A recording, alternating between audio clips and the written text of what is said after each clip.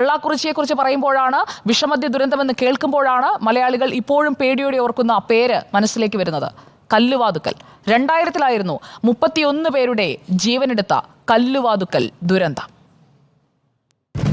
24 ആണ്ട് മുൻപ് 2000 ഒക്ടോബർ 21 കൂലിപ്പണി കഴിഞ്ഞു വന്ന തൊഴിലാളികൾ ക്ഷീണം മാറ്റാൻ കവറു താത്ത എന്ന് വിളിക്കുന്ന ഹൈറുന്നീസയുടെ വാറ്റുകേന്ദ്രത്തിലെത്തി മദ്യപിച്ചു. മരണം വലവിരിച്ച ആ രാത്രി പിന്നിട്ടപ്പോൾ കല്ലുവാതുക്കൽ നടുങ്ങി. മദ്യം കഴിച്ചവർ ഓരോരുത്തരായി കുഴഞ്ഞു വീണു. കാഴ്ച നഷ്ടപ്പെട്ടു തുടങ്ങി. വീണവരെയും വാരി വീട്ടുകാർ ആശുപത്രിയിലേക്ക് ഓടി. ഓരോരുത്തരുടെയും മരണവാർത്ത അറിഞ്ഞ് അടുത്തതാരെന്ന ഭീതിയിൽ ആശുപത്രിയിലുള്ളവരുടെ ബന്ധുക്കൾ മണിക്കൂറുകൾ കഴിച്ചുകൂട്ടി. നാടാകെ ആശുപത്രി വരാന്തകളിലെത്തി. 31 പേരാണ് ആ ദുരന്തത്തിൽ മരിച്ചത്. ചിലർക്ക് കാഴ്ച നഷ്ടമായി, പലരും രോഗാതുരരായി. ദുരന്തമുണ്ടായ ശേഷം വാറ്റുകേന്ദ്രം നടത്തിയ ഹൈറുന്നീസയും ഭർത്താവ് രാജനും ഒളിവിൽ പോയി. ആ വീട്ടിൽ നിന്ന് പോലീസിന് തെളിവുകളൊന്നും കിട്ടിയില്ല.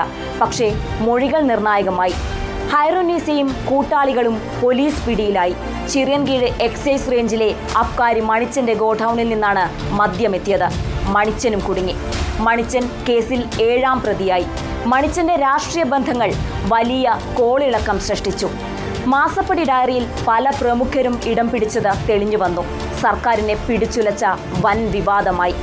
നായനാർ സർക്കാരിന് ശേഷം വന്ന തെരഞ്ഞെടുപ്പിൽ LDF 40 സീറ്റിൽ ഒതുങ്ങാൻ വരെ വിഷമദ്യ ദുരന്തം കാരണമായി. ഹൈറുന്നീസ തടവിൽ കഴിയവേ ജയിലിൽ വെച്ച് തന്നെ മരിച്ചു. മണിച്ചൻ മോചിതനായത് 22 വർഷത്തിന് ശേഷം 2022-ൽ. ഇതാണ് കല്ലുവാതുക്കൽ ദുരന്തം. കല്ലുവാതുക്കൽ പോലെയോ അല്ലെങ്കിൽ അതിനേക്കാളോ വലിയ ഒരു ദുരന്തമായി കള്ളാക്കുറിച്ചിയോ അല്ലെങ്കിൽ മറ്റൊരു പേരോ മാറാതിരിക്കണമെന്നുണ്ടെങ്കിൽ അധികൃതരുടെ ഇടപെടലാണ് വേണ്ടത്.